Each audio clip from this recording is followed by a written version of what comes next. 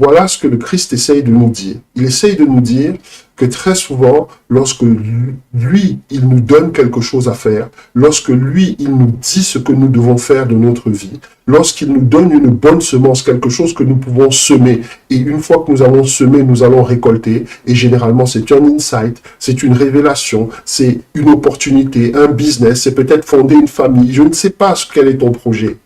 Mais je veux te dire aussi que pendant ton sommeil, l'ennemi va venir semer de l'ivraie. Et cet ivraie-là, lorsque l'herbe va pousser, c'est-à-dire lorsque les choses vont commencer à grandir, lorsque les choses vont commencer à se matérialiser en termes de réalisation de ta destinée, tu vas constater qu'en même temps que tu as la possibilité de réussir, tu as aussi la peur de l'échec.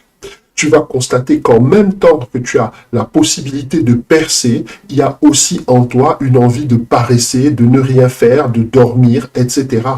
Tu vas constater qu'en toi, en même temps qui a la possibilité pour toi de changer ton destin, il y a aussi la peur au-dedans de toi qui va se révéler, de ne pas bouger du tout, de ne pas faire ce qu'il faut pour avancer. Je veux que tu comprennes que des choses comme la procrastination, ça n'arrive pas pour rien. Hein. Ça arrive parce que à ton bon grain, on a mélangé de l'ivraie.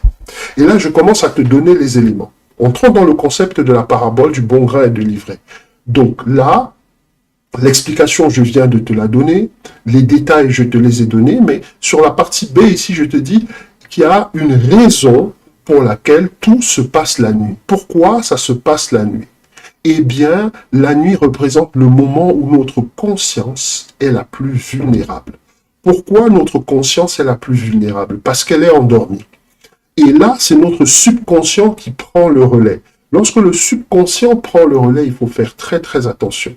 Ça veut dire qu'il est capable d'influencer le conscient dans la journée. Ça veut dire quoi? Les choses que tu as vues la nuit dans tes rêves, que tu t'en rappelles ou pas, le subconscient, lui, les a emmagasinées. Il a stocké ces choses-là. Et c'est pour ça que parfois tu ne comprends pas. Tu te lèves un matin, le projet qui hier pour toi était quelque chose qu'il fallait absolument réaliser. Aujourd'hui, tu n'as plus aucune envie. Tu commences à repousser, tu commences à procrastiner. Tu commences à dire, oui, mais je vais faire ça demain. Est-ce que c'est même aussi urgent que ça? Des choses comme ça. Il faut que tu comprennes que ça vient de l'ennemi.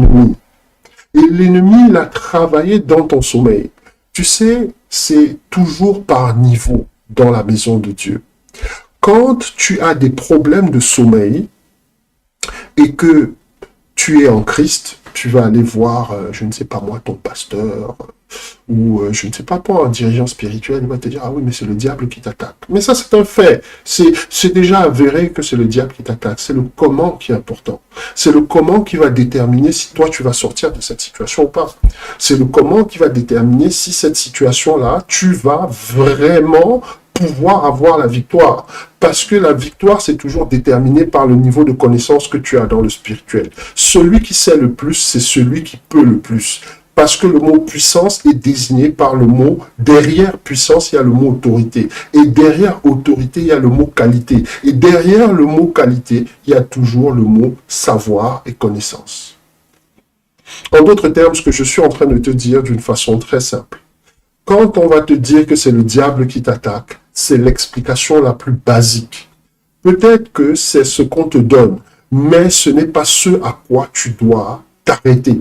Tu dois rentrer dans les détails de ta propre vie pour comprendre à quel moment exactement ce shift, ce changement a commencé à avoir lieu. Tu dois pouvoir revenir sur les rêves que tu as eus précédemment, n'est-ce pas, ou sur les nuits blanches que tu as eues précédemment pour comprendre à quel moment est-ce que l'ennemi a frappé. Parce que l'ennemi frappe dans tes rêves.